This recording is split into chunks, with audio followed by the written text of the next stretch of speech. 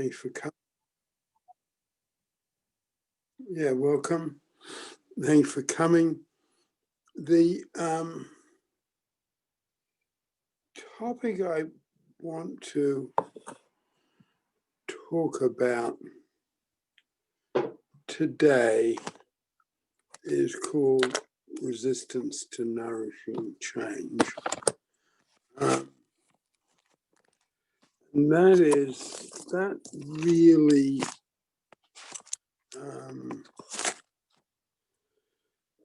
has within it all the ways we're awful to ourselves,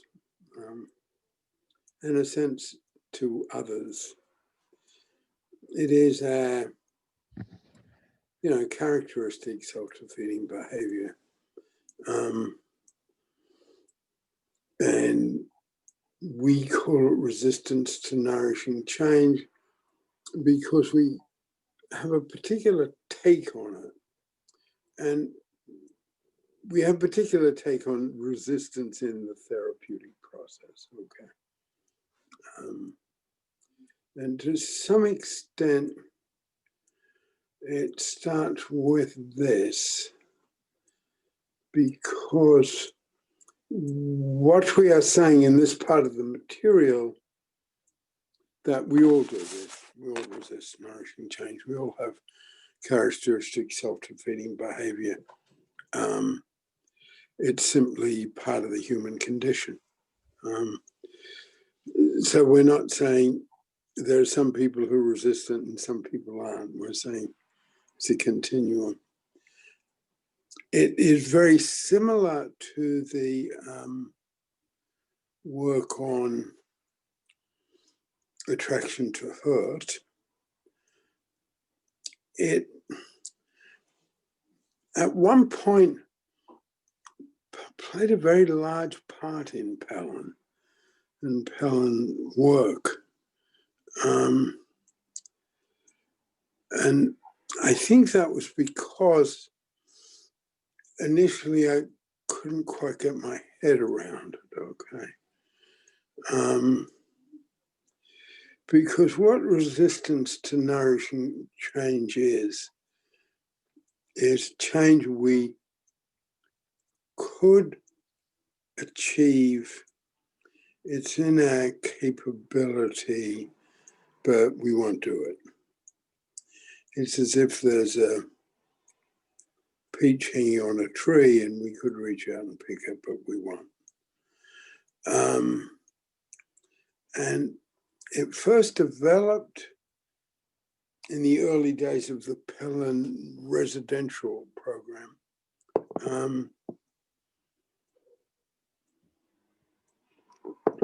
Where we'd, in a way, getting into quite a lot of tangles, people getting into tangles with me. And some of them becoming quite, ugly, deal-breaking. I think there's something about a residential program where that happens. Particularly if it's a good residential program, because in a sense we've all let down our defenses.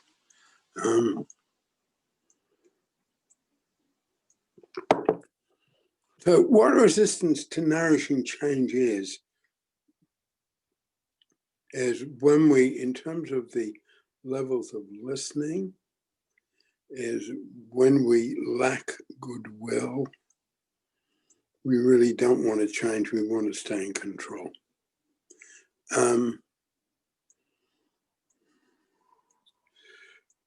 And the passive listening came out of this,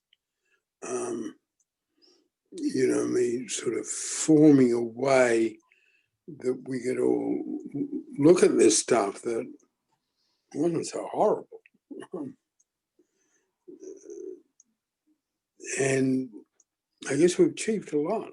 I'm thinking of when I first developed it, because often it happened Resistance to nourishing change is often the couple who are fighting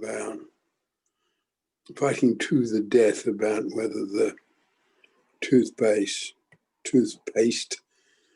should be squeezed from the bottom or the middle.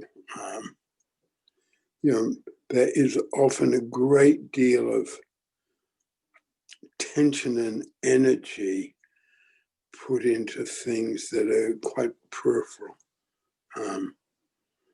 And that's where you get it in a residential program because people are living together, cooking together the way as was, being there together for a long time, weeks, and would get into very heavy conflict about who had what room, okay?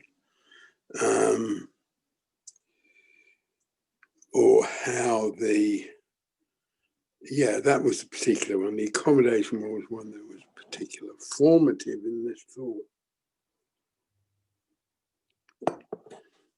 And as I see it now, it's probably different than the way it's written up in the manual, which has really not been revisited for decades. Something that worked for us once, and this is where it came up recently here, something that worked for us once and we had a lot of invested in, invested in it because it helped us thrive and survive. And the example I have used and I touched on recently, someone who grew up in an abusive family and there are, 6 kids, and realized that the way to survive was not to say anything or disappear, and that was a way to thrive and survive. As that person becomes an adult, they can't communicate in a close, intimate relationship because to them, the best way is not to say anything. And that doesn't work in a relationship or marriage. So resistance to nourishing change is often something that worked for us once and doesn't work for us anymore. And we often, there are certain tip-offs to what we call resistance to nourishing change. One is sort of people changing the subject, and all of a sudden we're not talking about that which seems to be significant between us, but we're talking about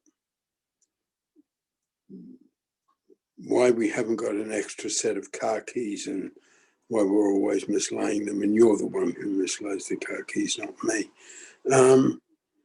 Peripheral things come in as significant, sort of almost over and over again. And in our terminology, they look like resistance to nourishing change. I'm sorry, they look like attraction to hurt, for sure.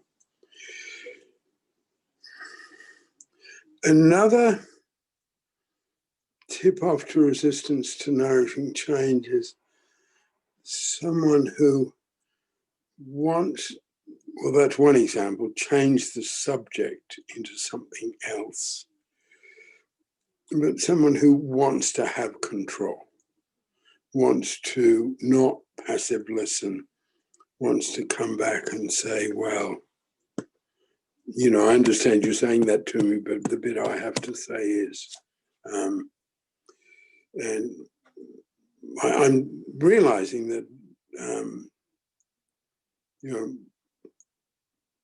what we do now with, we have passive listening to hard feedback. And we're very invested in resistance to nourishing change. We're very invested in being silent and not sharing, or always having the last word, or being a lot of control issues around resistance to nourishing change, because the Pellin process of change is giving up control. We have the safety structure, which is you are in control and you don't have to do anything you don't want to do. And that's true for all of us.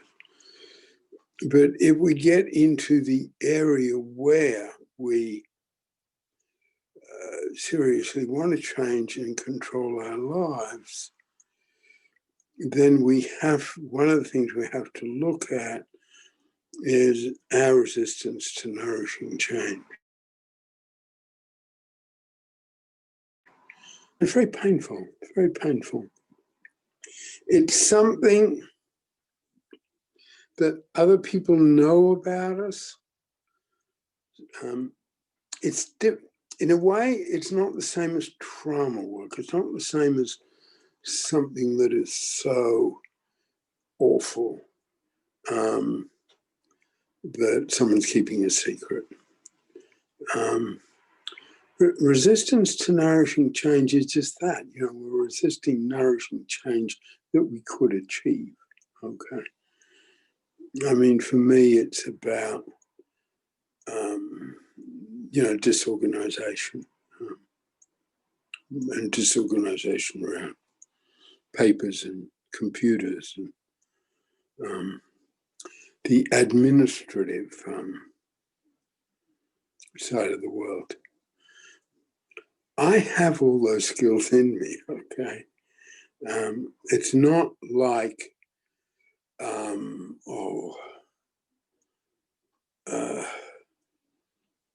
it's not like singing in public, okay?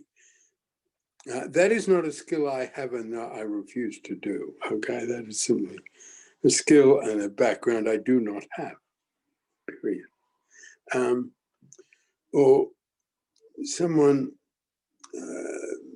can't communicate because, they went through a series of,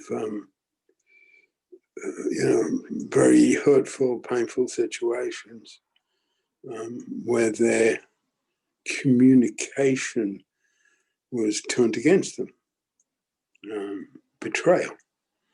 They're not resistance to nourishing change. Resistance to nourishing change is quite sort of specific. It's something we could do and want. It's almost that simple. And there is within it, which is surprising when you get into it deeply, there is within it an enormous amount of stubbornness and energy, okay? And what I'm saying in this part of our theory, the reason the stubbornness and energy is there, it worked for us once, okay? I have the admin skills because from 17 and a half to 24, I was a civil servant in Australia, taking an economics degree in the evening, supported by my career. So I did all that, I know how to do all that stuff. But I did not want that. I did not want my parents' suburban Australian life. That was sort of my rebellion. I wanted something different, and I got something different by, taking risks, even on the job, taking risks, getting in trouble at times.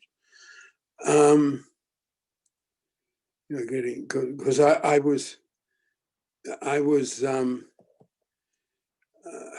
what's the word? I was sort of selected for a career, okay? I mean, I was, as a kid, I was put in these privileged positions. I realized later, because, you know, people thought I was going to go far. Hence, I was setting up the high-level diplomatic party for a whole lot of Asian economists, very senior economists. And in setting up the party, I drank a bit too much Irish whiskey. So by the time the whole thing started, I was drunk. And my big boss was furious. And I heard this, but I was also told it later in the car, because the chief of police said, you know, I'm going to get Peter home to my boss, and you don't hold it against him, okay? So my boss didn't hold it against me for about 6 months, and then I was moved to, you know, back rooms, very boring job for a while. And yeah, I didn't want the conventional life my parents had, although I had a very happy childhood. It wasn't that side of it,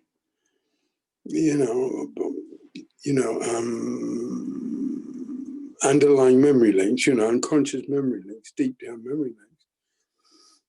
I think it was something my dad wrote me a letter once, by then, years later, and I was in LA and I was working on this pretty big project, which I moved away from, on a television series. And I got a very long letter from my father. And my father never wrote me. It was always through my mother, you know. And they didn't hold on to me, you know, as long as I stayed in touch, as long as I was happy. They were pretty generous of them, right? I mean, they had this son they never saw. But my father wrote me this very long letter in which he supported what I was doing and told me he was a school teacher all his life, and very happily so. But he'd always wished he'd taken this risk of raising cattle in New Guinea with a friend of his. It was hard to get that time. I think for me, there was something, you know, it worked for me to sort of rebel against my background and therefore take risk, be disorganized, say the wrong thing in the wrong place. And, you know, at this time of Pellin's history, that's just a, you know, goddamn drag for everybody. You know, why can't Peter get his act together? And I'm not quite a, you know, 19-year-old young civil servant, you know, blowing it at work. Some years have passed since then. So that's what resistance to nourishing change is like. But because it worked for us once, and I guess it will still have elements in it that work for us now. But mainly it doesn't work. You know, it doesn't work for me to take risks, be rebellious against my field, not find ways to, I guess, be the very acceptable, charming young man at the diplomatic party. So that's what resistance to nourishing change is like. And we've often, one of the things that happens around resistance to nourishing change, and this is where it gets quite dense and complicated, because it's dense and complicated material. It's sort of the hardest material in Pellin. This attraction to hurt, passive listening to hard feedback, that's the hardest part of Pellin. Mary. Well, I was just thinking about the part that it worked for us once, because I haven't heard that before. And one of my big resistance to nourishing change is what I've worked on in virtual Pellin Italy and the forum, about it being hard to do exercises or exercise that helps me. And when you said that bit, I thought, well, I kind of remember where it seemed to start, which was when my brother and I went to lots of elementary schools, sometimes for only a few weeks. I wasn't naturally very athletic or sporty, so I never knew, when you went to the physical education class, I never knew what, I wasn't up with the other kids. And like for all these different schools, I would find a way to kind of hide in plain sight and not try, because I couldn't stand on my head and I couldn't do cartwheels and I couldn't cope with being the new girl that didn't have friends and also stood out by trying. I'd rather I knew I stood out in the sense, at least to the teacher, but I was just trying, finding a way not to join in. And then I'd never put those memories together with how hard exercise is for me now, till you said it used to work for me. I don't know if that it is a good example, but that's... Yeah, no, it definitely is a good example. One of the things that we talk, one of the ways resistance to nourishing change gets really sort of tricky, like a pain in the butt, really hard stuff, is while it won't work for us, we almost all develop what I call an official therapeutic story. The reason I'm like this is because of that. And we and the official therapeutic story has within it real sort of validity. There's no question about it. But it's off. It's off in terms of if we want to achieve change. So in some ways, we've got to go through the official therapeutic story and then find a freshness that has a different approach. And of course, these sort of issues, all the issues that people came up with and developed things like CBT and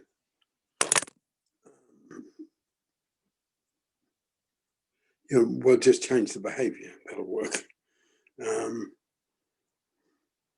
But I think they sort of, on the one hand, I say that Freudians put too much into just therapy, and the behaviorists put too much into just behavior. It's a combination of the two that we need. And publicly, our statement about Pellin and contribution training is that it's an integrative approach combining the three strands of psychotherapy, psychodynamic, behavioral, and humanistic. That's our official statement. Can I just ask a quick question? Do you think the official therapeutic story is a way of is kind of linked to resistance to nourishing change? Like we have a story that helps us maintain our resistance to nourishing change? Absolutely. Cynthia. Yes, well, I was thinking of this, and I was thinking in terms of like the official story, and maybe an example that's just happened recently with Pellin Italy. in talking about resistance, I know I have resistance in terms of taking care of my body. I mean, it's getting to the point I really need to. I have diabetes. I even have a plan. Pellin, we talked about how I've researched everything. So it's not just about the doctor, but I'm still not doing it. I mean, I even have like an exercise program that through a game that actually is kind of an accepted effort, but I'm still not doing it. I am trying to push through this. But one of the things that came about, and what ended up coming about, was this whole thing about communication and being silent. I'm like, well, what does this have to do with this? But I realized something, and when you talked about the official story, I mean, I have some where, you know, at my house, my mom wanted to be healthy and it was miserable, and my grandmother let me do whatever I want and it was happy, and, you know, and so I mean, I have that official story in my head, and, you know, there's things that happen. But something just occurred to me a couple of days ago. I think when I'm thinking about resistance and nourishing change, it's funny how that happens. But I realized that one of the reasons that I didn't take care of my body, and I let myself, I mean, I had, you know, I mean, I wasn't fat as a child or as a teenager, or even until like my early 20s, and I gained 100 pounds in 1 year. But I think it was my way of trying to communicate that something was wrong, because I was always you know, I did real well. I mean, even though I had chaos at home, you know, did real well in school. Um, and I was sort of, actually, I learned about this when I was in adult children's of alcoholics, like in 18, 19, you know, sort of, you know, there's one person who plays the role of the perfect child so that everybody can say there's not a problem because look at what she's doing. You know, and it was even more because you know, my mom was gay, and, you know, there's this whole thing of pushing that, you know, this is an okay um, situation, you know, that, you know, that, so sorry, another memory link came in that I probably would get distracted No. from all this.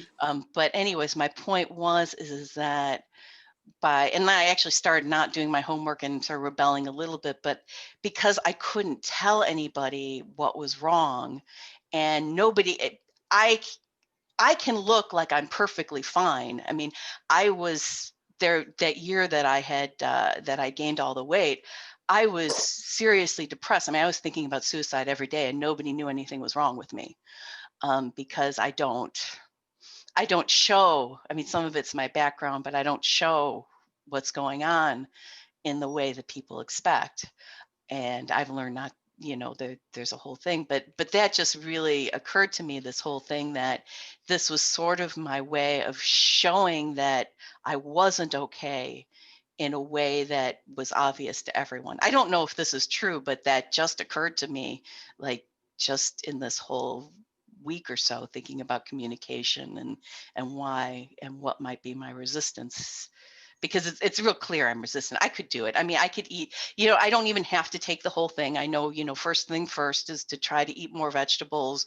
And I don't even want to do that. You know, I mean, I don't want to play it's, you know, it's so anyways, that's where I'm sensing my pendulum going. So I should probably, and I know I'm kind of going all over the place. So No, you're not. When this is a little piece of feedback, you got to stop saying that, okay?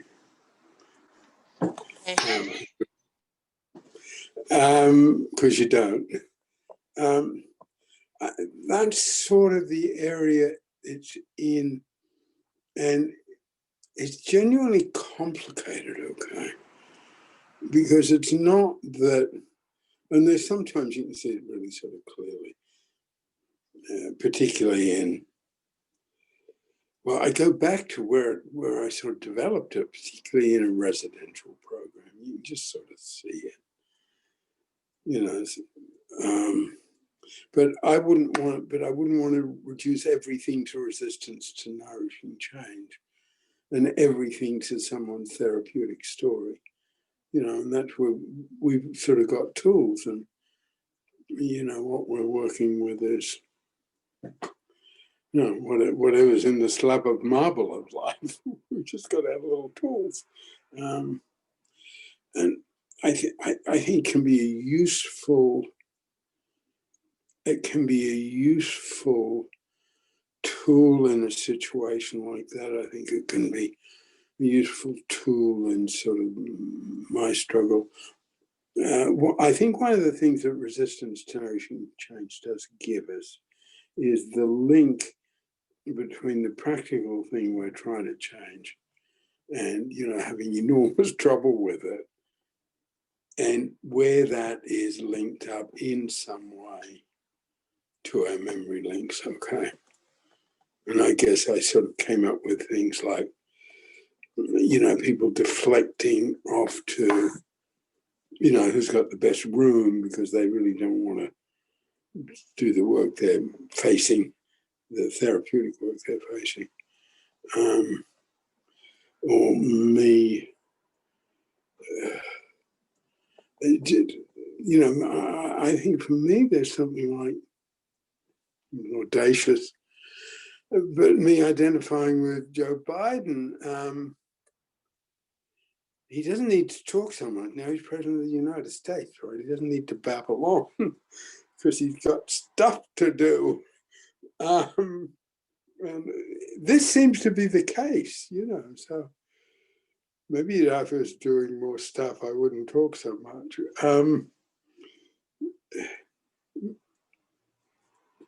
So it's, again, it's using it as a tool, and it's sort of like, I guess that's sort of what Pellin's like. It's like, is this a pendulum that's going on right now? Or is it resistance to nourishing change? Or is it, you know, attraction to hurt? Or, you know, is my goodwill on the floor? You know, it's sort of like, you know, I've spoken recently about, you know, 5 a day and having these things in our lives. But then I guess I don't stress that too far. But, you know, maybe what I need to do is eat a bunch of salad for a while. Okay. I mean, maybe what I need to do is look at my resistance to nourishing change and lack of goodwill. Because those two things are almost synonymous. The way accepted efforts and feelings of accomplishment are just about synonymous. We're talking about the same thing from different perspectives. There's a way that resistance to nourishing change and low goodwill are almost the same thing. And one of the importance of this in terms of training people and coming up with the whole concept of resistance and nourishing change, because, you know, the sort of school of work I was trained in, this is a bit technical, was about you work with the resistance. So you sort of go into the resistance and work out what it's all about. And, you know, if the client's having trouble with you, then, and Fritz Perls did this a lot, you know, it's a bit shocking to look at now in terms of the different social values around. You know, he would deliberately sort of frustrate people to break them down, quote unquote. And I wanted to sort of develop a different approach to that, because that, to me, is putting it all on the client. What about bringing it back to me? As a practitioner, I don't know how to get through to this person, or I don't know how to motivate this person. It's a very different stance, and very different stance in the field.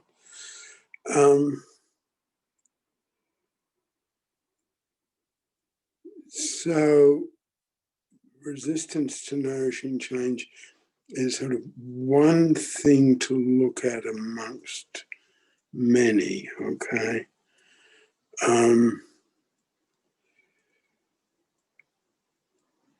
Nikki, do you want to come in on this at all?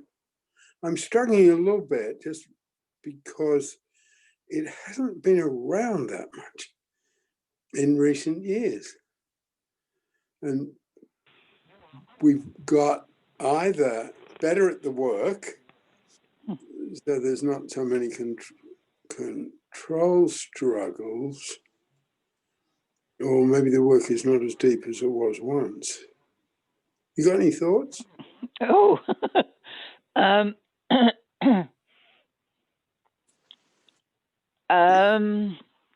well, they threw me by that last two choices. I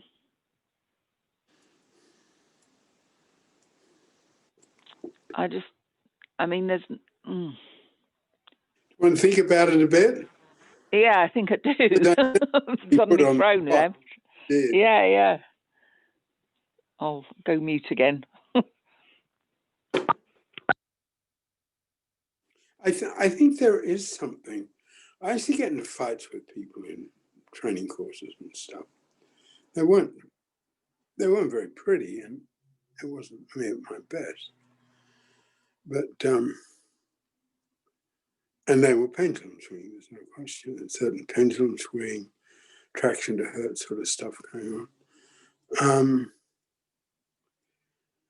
And I'm a bit intrigued by this, and I wouldn't share it everywhere what I'm about to say. But I felt, I really had to get rid of that. I mean, that was on me. It didn't go. And a student of mine, he was an older man. He was older than me.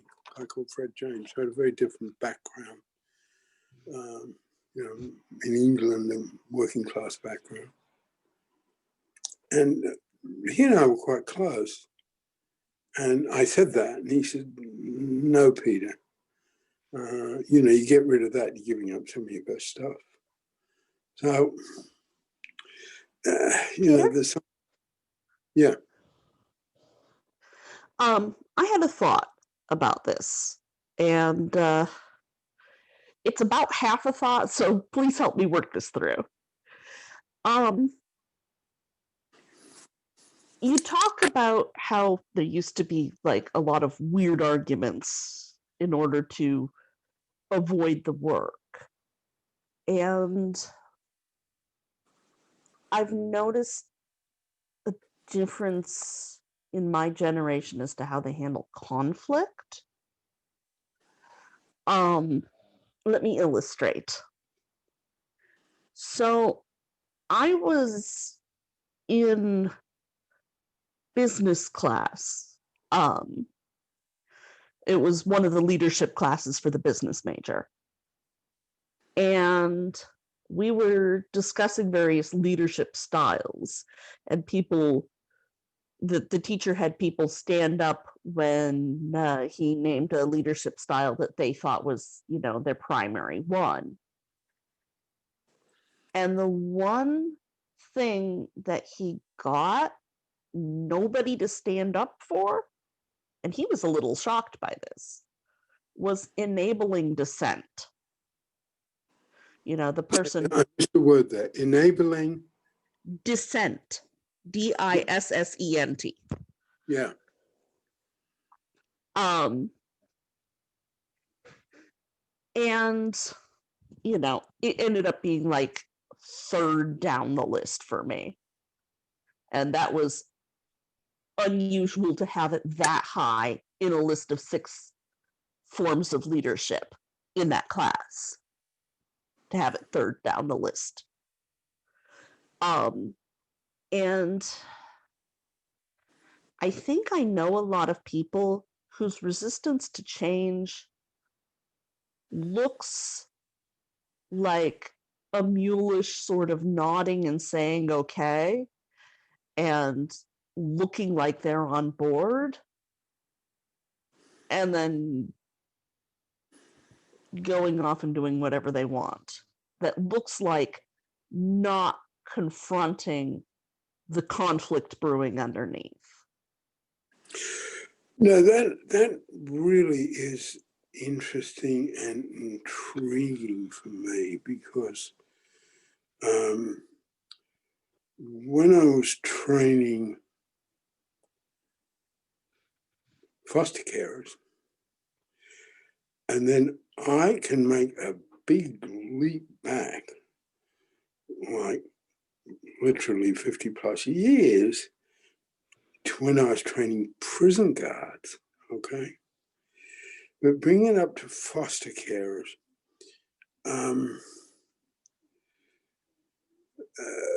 almost all Afro-Caribbean, as we say here,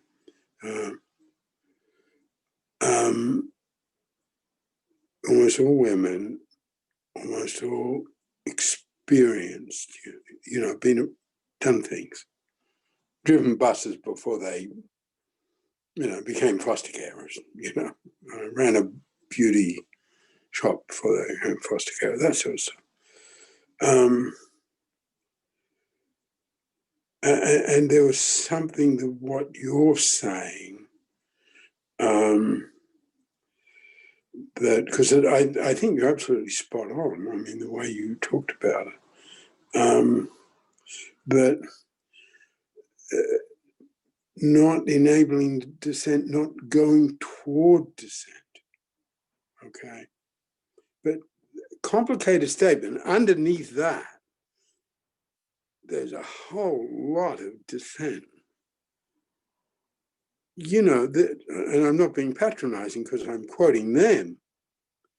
This slip of a girl with her books and her social work degrees going to tell me what to do.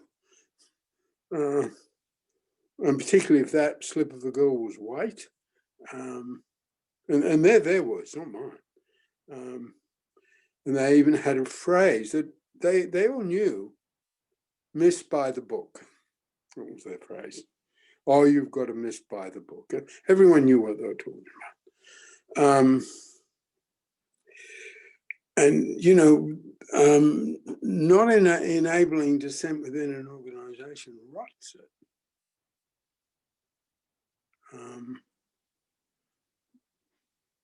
We got one, don't we? That ended on Wednesday. So I think there is something about that. So I think there's some way, it's almost sort of updating this tool to how we can use it now, because it's very much resistance to nourishing change. So I am resisting a change that would be nourishing for me to do, and which is within my skill set, okay? If something's not about my skill, it's nourishing change. Not everything is in my skill set.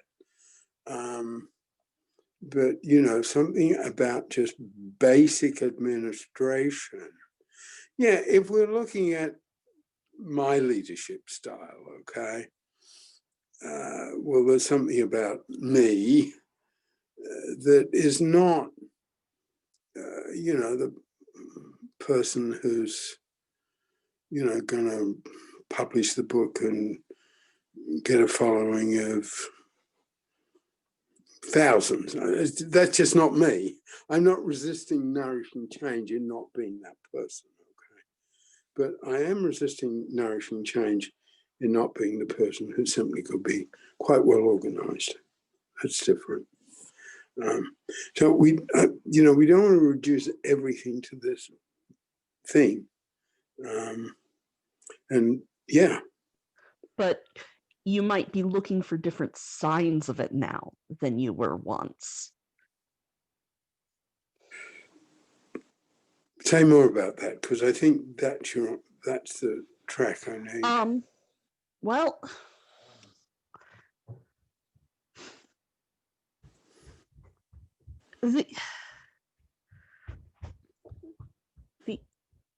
sorry, just a second.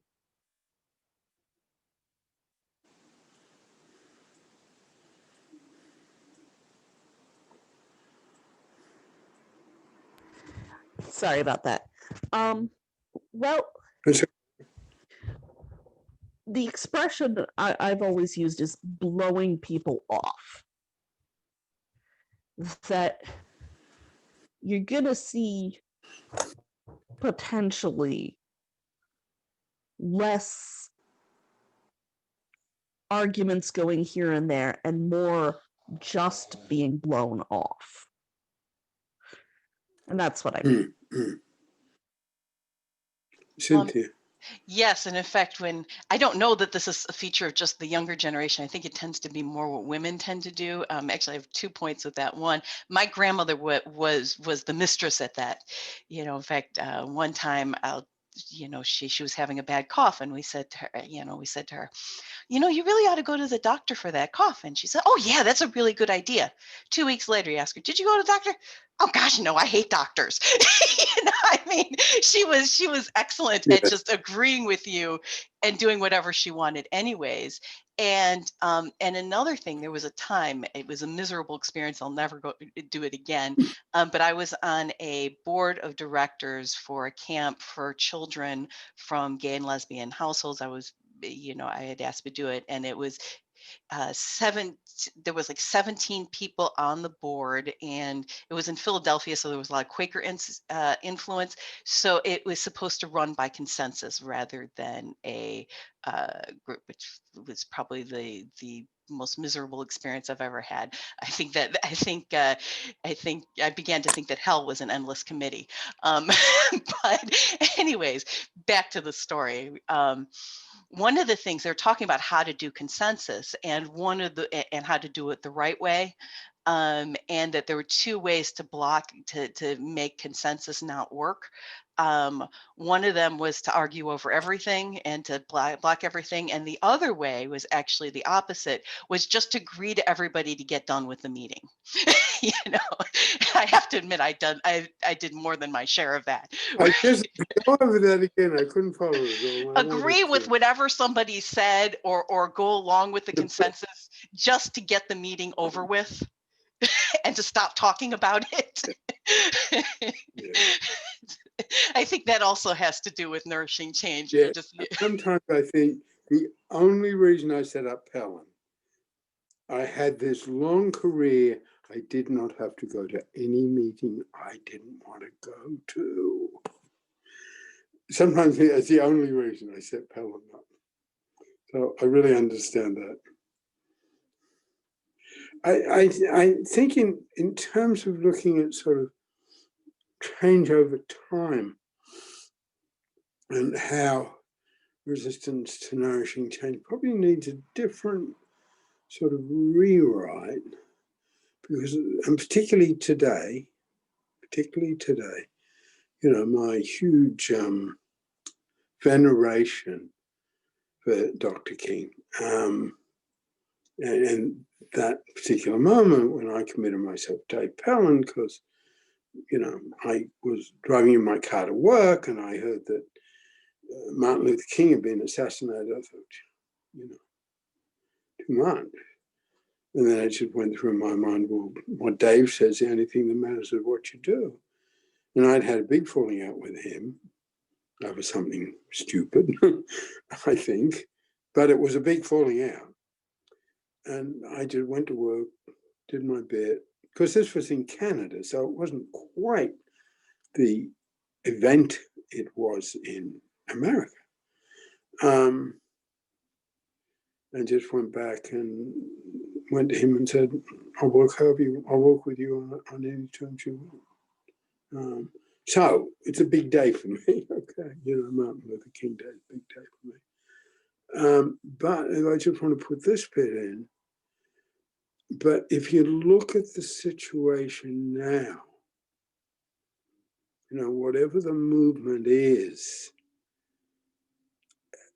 it doesn't need one charismatic, brilliant, inspiring male leader. It's not the same. It's just not the same. And it even goes back then, the girls who demonstrated, who were in high school, I mean, they dressed up, they absolutely dressed up. And it's a different time and age.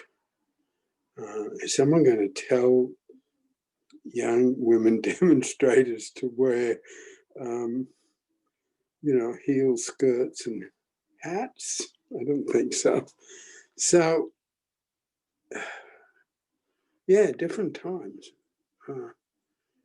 In a way that tools have a consistency to them, but how we apply them to particular times, and I think they could well be something different about,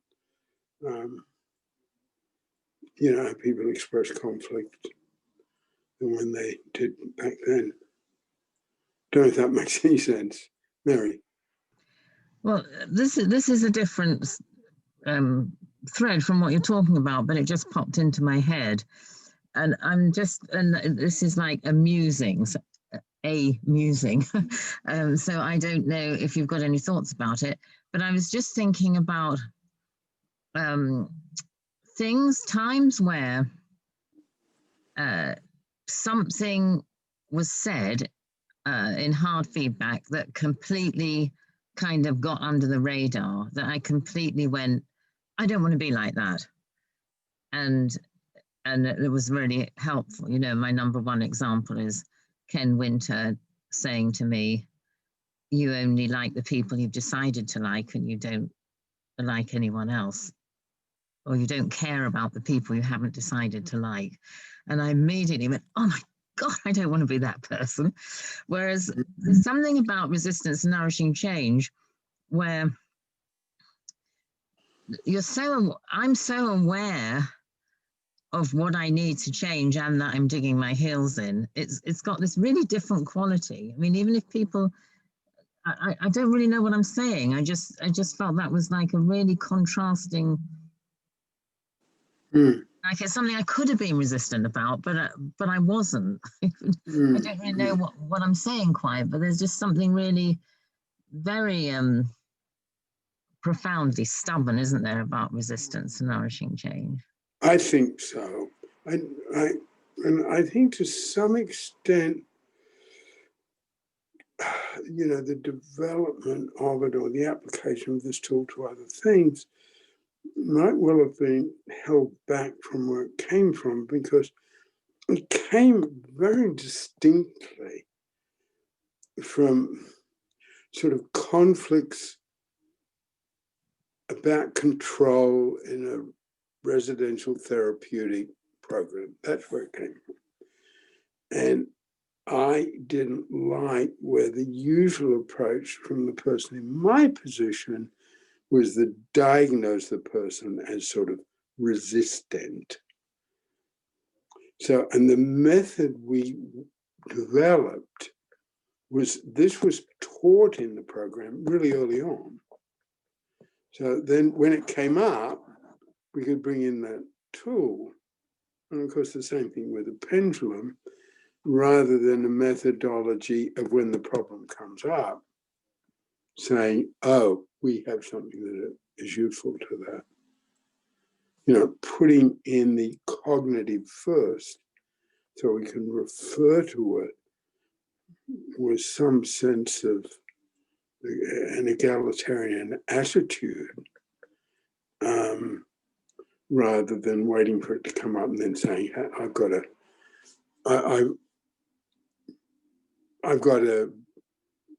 slick diagnostic label I can put on that. It's a different approach. I guess trying to get that approach simply, it is sharing the cognitive and theoretical material with the client early, so then it can be referred to as something we share. And within that, the client could say, well, I think you're wrong. I don't think it's that. Rather than waiting for it to come up and then putting a diagnosis on it. The point, can I say something? I've got to. Yeah. The point about the slick diagnosis, of course, is that's the end of the work, isn't it? Once you've done that, there's nowhere for the work to go.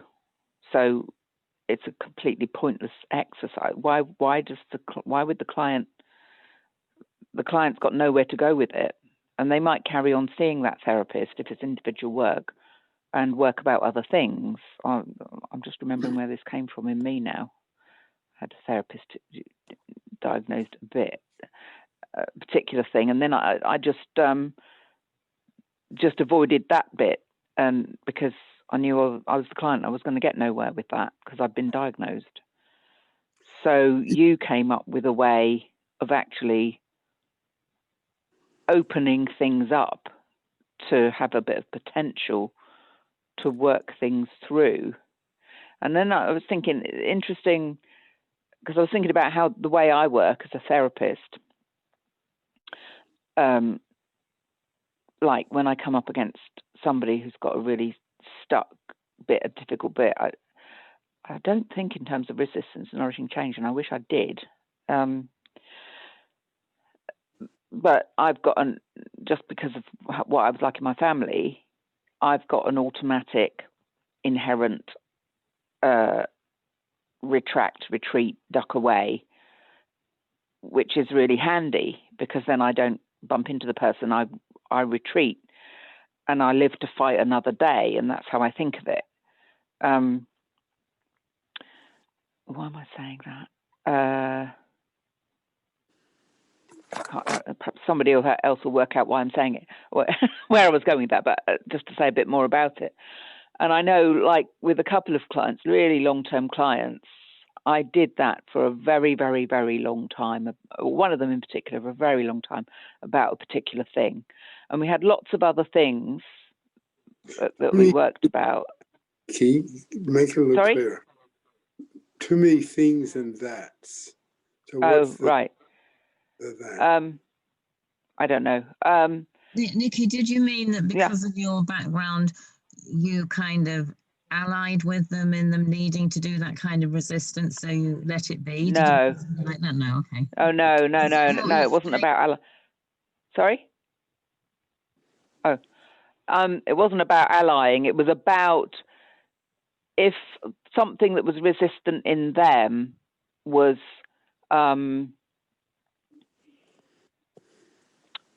bumping into me, riding up against me, you know, that I knew in another person who might be a practitioner might rile them. I was very good for many, many years at ducking away from it so that no antagonism between me and the client arose. I don't know if I'm way off track here, if this would be resistance to nourishing change in that person, that I just had this natural thing. Anyway, the bit I'm trying to say is it meant that I was able to go on with the person for years, working about in all other ways. But at the end of the day, once remove loads of other things, and at the end of the day, you come to that bit, that stuck place. And the minute I pushed back against it as the therapist, just didn't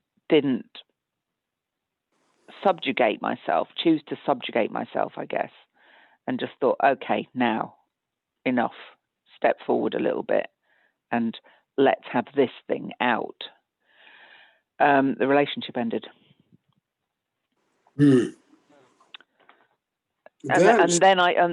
And then sorry to just say, so, and then there's another client equally years and years and, oh yes, now this is a bit different, years and years and years and years of I would take being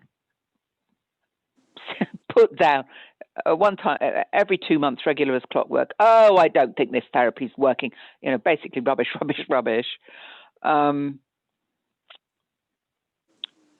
And I guess it was a similar thing. But it was more overt from the client, much more overt.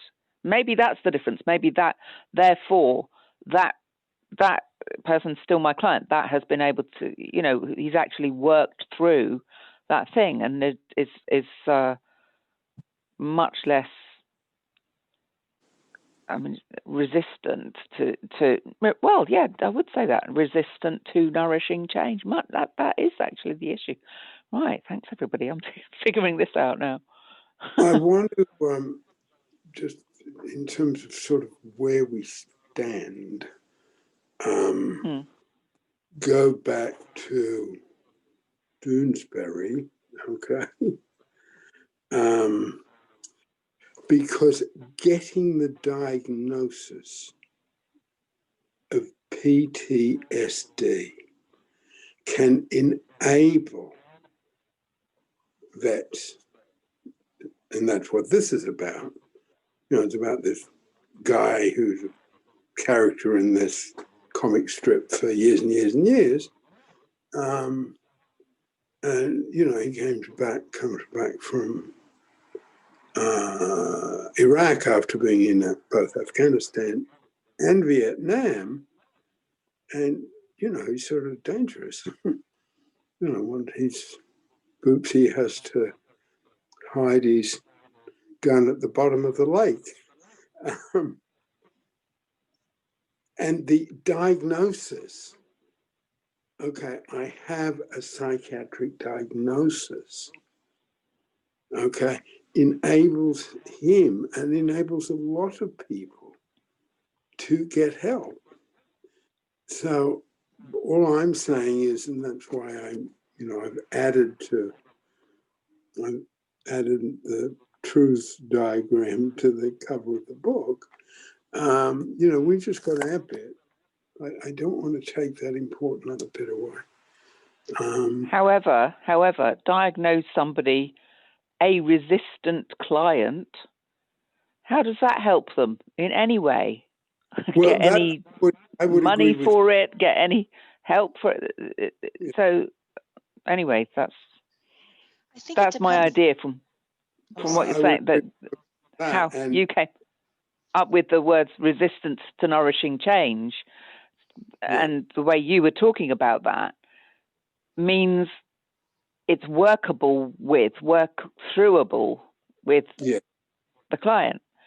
Whereas just going, you are a resistant client, well, that's just a door slamming shut, isn't it? There's nothing you can do beyond that. And if you follow BD, because that's his name, with his psychiatrist and, you know, in uniform, and then his counselor in a vet center, it's the relationship that's important. It's not just the diagnosis. But I just want to, you know, put in that balance. Cynthia. Well, different diagnoses, there's a lot of, it depends on, I see your point on diagnosis but I think it depends. Different diagnoses have different, I mean, everything gets put on it. I'm thinking even in a medical sense, how you're treated if you're diagnosed with cancer and if you're diagnosed with diabetes is completely different. And how you're treated and how, I mean, particularly diabetes is seen, and I've been running against it. It's really much treated as the person's fault, particularly type 2. It just automatically, they tell you it's your fault and that it's your responsibility to fix it. You don't get support, you get education. You know, I mean, it's a very, and I think that may be where the difference between, and it's a whole lot different if you're diagnosed as PTSD, if you're a soldier from war, than if you've got trauma issues because you've been sexually abused. I mean, there's a lot of social things around those things. No, Sorry. and I've got diabetes too, sort of marginally. And, you know, my son's got stage 4 cancer. So, you know, you're totally right about that. You get totally different treatment.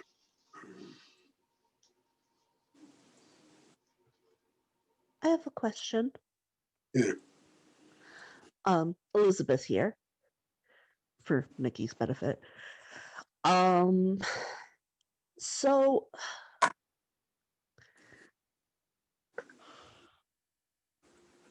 how do you tell if it's yourself whether you are experiencing resistance to nourishing change or not admitting to yourself that there's something you actually cannot do. I'm thinking of a 2.5-year job search I went on where I discovered at the end of it that I have a chronic pain condition that I can't work a regular schedule while it's as bad as it is. And I had thought through this entire job search that I was just self-sabotaging my job search because I wasn't getting all the things done that I needed to get done. And then it turned out that I had been in pain to a crippling degree the entire time, and that wasn't normal. How do you tell the difference? Well, I do. I think of Elizabeth Warren's political campaign, and she said, "I've got a plan for that." I think we've got to be careful in Pellin when we don't say, "I've got a tool for that." And that needs to happen a bit slowly rather than quickly. But to some extent, it sort of lives in evaluation strata. And,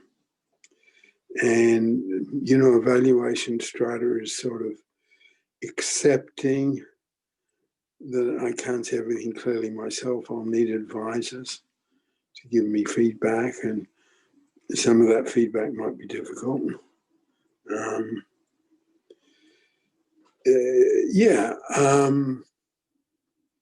So it sort of lives there, and I guess in the triangle, because sometimes, we're a rejected effort. We're trying to change it in an accepted effort. We got the goal in mind. But maybe if we can't change it, can't turn it into an accepted effort, it's telling us something, So, without being too fast in saying we've got a tool for that, I think it's sort of, in a way, it's opening it up to let sort of in other input, or opening it up to doubt. Maybe I'm on the wrong track. Mary. Just wanted to come in with something because I was like a support partner kind of thing to Elizabeth through that whole time. And I don't remember her ever mentioning pain. So there was a way that there was something, she's laughing, there's something about Elizabeth not giving herself the message that she was in pain, so she couldn't use advisors and support around it. And I suppose that's in the area of resistance to nourishing change, because, Elizabeth had, one of those everyone first thing, right, Elizabeth? Everyone in the family before me. So that somehow went unnoticed. Her own situation went unnoticed. Is that fair? Is that fair, Elizabeth? That's fair. Oh dear. I can't believe I didn't mention it to you. Well, no, I can believe I didn't mention it. I expect you did mention it, but it wasn't a theme, like you were forced into admitting it was a theme once you'd got through that job search. Mm-hmm. Do you want to come in tomorrow? Sure. Well, I was wondering about the The danger of whoever's there to help, not able to feel nourished themselves and continue to feel held as they're holding another person who's just not known, not fully known. And if it were all right for everybody to kind of more, not resistant to change, but the readiness for change is not here yet, so that you're not angry at a seed, or they say a blade of grass, you don't pull it out of the ground to make it grow faster. So if there's just a different way of guessing that the readiness is not there. Yeah, I think that's Yeah. absolutely right. And one of the, sorry, I'm interrupting. Well, but then, but the conditions aren't suddenly changed up. So there's still watering and sun, and that that she doesn't get kicked out of the pot. We don't walk away. The pot, Yeah. so, and then if there's a feeling of waiting to see what next is revealed. So Elizabeth is neglected to include pain into the narrative. You know what I mean? Like, it's not a narrative that's married to blocking change. It's like there's, when we notice what it is that yesterday, for example, it was pretty amazing that I have a narrative about me being somebody who's just been cut off from mental health for such a long time, and that I haven't had the wherewithal to get myself out of bed and my ass in gear. And why is there this feeling of reaching out like a child, and there's this attachment with certain kind of care, from my mother and her husband, and there's always been like a dog. Moxie died, and now there's a puppy, and it was interesting that there seemed to be some openness to remembering past the narrative. The narrative had completely dropped out the really important piece, which was that it was true I was knocked on my ass with some uncovered stuff that replayed, which I understand is classic PTSD, but that I had what they call a suicide headache, cluster headache, migraine personality. They don't really, but everybody now has a name for that. But I couldn't. I had a debilitating migraine that was pure pain in my brain, and it was like it was swollen and hurt, and the rest of me was shut down, and I was crawling. I was crawling for 7-8 years, and I was finally in this place of the chronic pain management program at Kaiser. I'll never forget that. And that the label scared the shit out of me. It could have got me disability, but I didn't want to have that as my narrative. So I think I dropped it. But what's interesting is that it was completely out of the memory of my mom. And I said I had a migraine, I was in pain, and then I also got chronic fatigue. And I said it's like I was an invalid. And from her, it was very powerful. She said, it's not like you were an invalid. You were. And there's a missing piece from the narrative that is, it's interesting that the fact of pain, the real pain, painful piece, like here I am feeling like, no, actually you're not feeling for yourself well enough, dear. You know, like for me, to me, that it was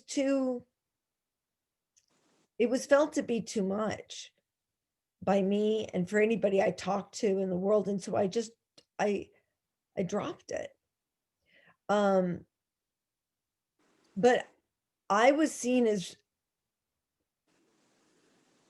resistant to treatment. And the frustration of the doctors. I never even got a name for what was wrong. And so I'm still sitting here thinking that nothing was. Then I found out later that there's that people have what I had, and they call it suicide headache, the suicide headache, because people commit suicide. And I feel valid instead of invalid. And so the power of right diagnosis, the right name, that I can have a name, it has a name. And it got written back into the family story. And I could better understand how complicated all of these threads are, and not to let any of them slip out. Like, you can drop a lot of the threads because it's complicated, but it's like, yeah, I wouldn't be in such a goddamn tangle if it weren't. So, at any rate, the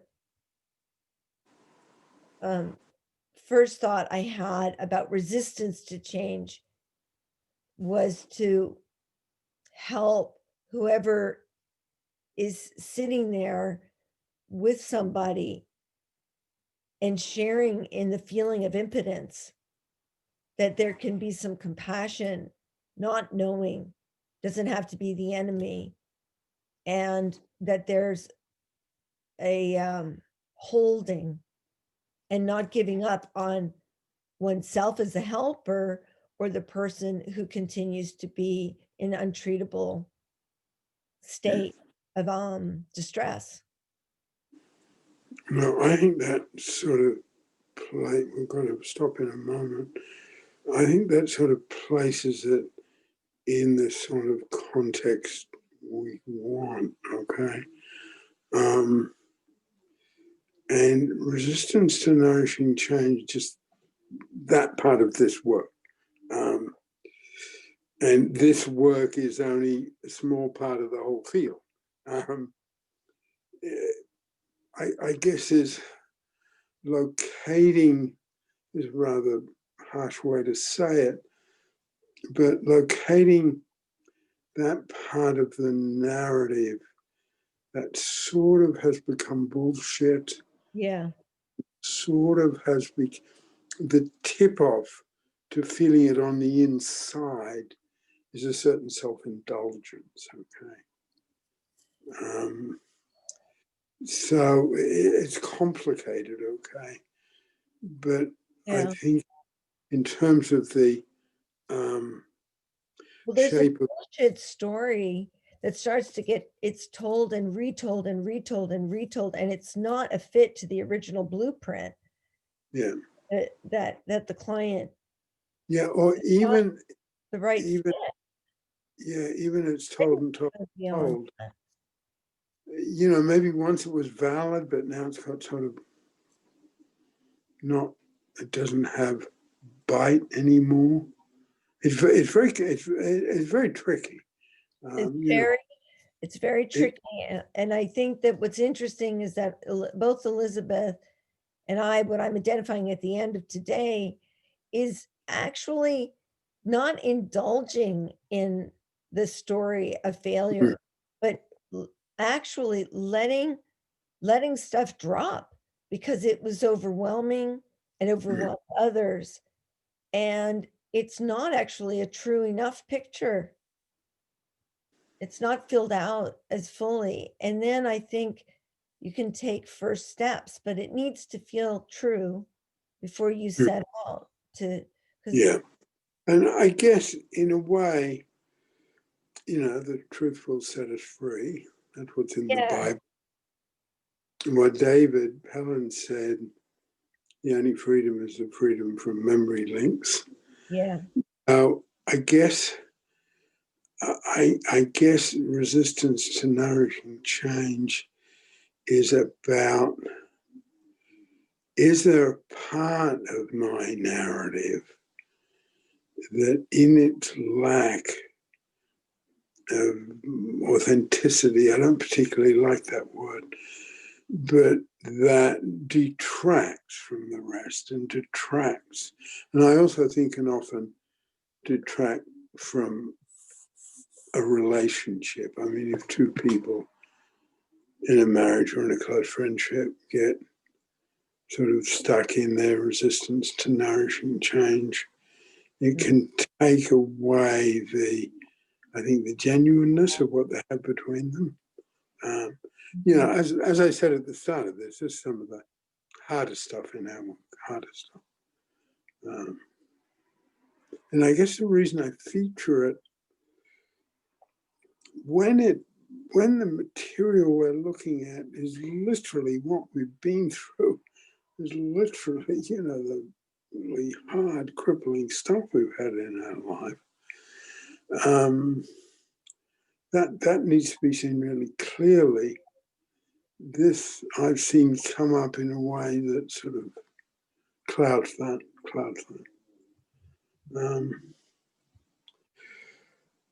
Okay, we need to stop here. And next Wednesday, I'm going to continue with this theme, but I think I just want to straightforwardly call it resistance to nourishing change and passive listening. Okay. Yeah.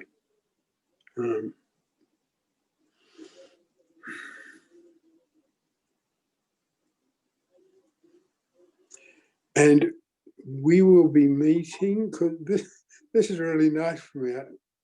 I don't want to in any way embarrass you tomorrow, but I can see the time where you are because you've got a clock on your wall. Okay. And Nikki is 25 to 12 where Tamara is, okay, in the morning, okay. Wow. So it's sort of funny having that. I haven't had that before. Having that perspective. I'm here and you're there, and I can see it because you got that clock on the wall. So thank you for the clock. 25 to 12 earlier today, right? Yes. it's when it was on sunny. in Tara's room. Amazing. It's funny to watch. And it's a big day Wednesday, isn't it? So let's all be. Yeah, I'm Peter. I'm in King's Lynn in England.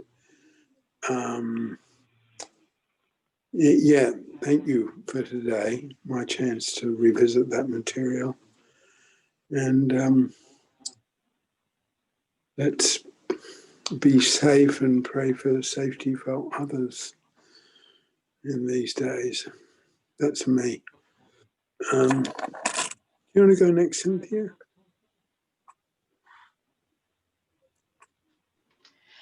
I'm Cynthia. I'm in Kankakee.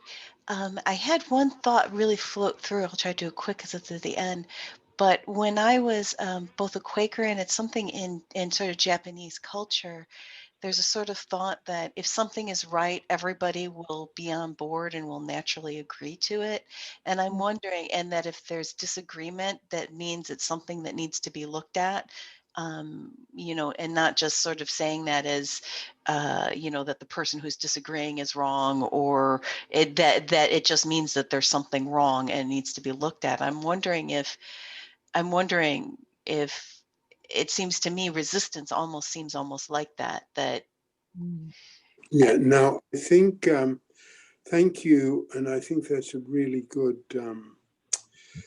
transition to Wednesday, okay? I think it's almost we'll absolutely touch on that on Wednesday. Yeah. And I think I'd just like to add to the title, Resistance, Nourishing Change, Passive Listening and Conflict. Yeah, for Wednesday. Do you want to go next, Tamara? I'm Tamara in San Francisco. Okay, Nikki. I'm Nikki in Wimbledon. It's really, I'm struck by how different it is tonight. We're all sort of stumbling around trying to explore something together. And that's interesting. Thank you. Okay. Elizabeth? I'm sorry, did somebody? Yeah, Elizabeth. Okay. Sorry. I just heard somebody else try to speak, I think, but I don't know. Anyway, I'm Elizabeth. I'm in Eugene, Oregon, and I'm sort of laughing to myself, remembering how long and in how many ways I resisted the information that I was in pain. Okay. Mary. Yes, sorry, I was waving my hand because Peter used his, okay, that's it, I've done everyone, now it's the end tone of voice. I went, no, you've forgotten me twice, incorrectly. I just want to apologize. I wasn't able to pay full attention the whole time. I probably should have turned my video off. There was a very noisy Mexican party until late last night, and then I wound up by trying not to get tense about it. Of course I did. I found it hard to sleep. So my apologies. I have to be quicker on the camera trigger when that happens. And okay. I'm in Villa Del Mar section of Rosarito Beach, where they do like their late night parties. Okay.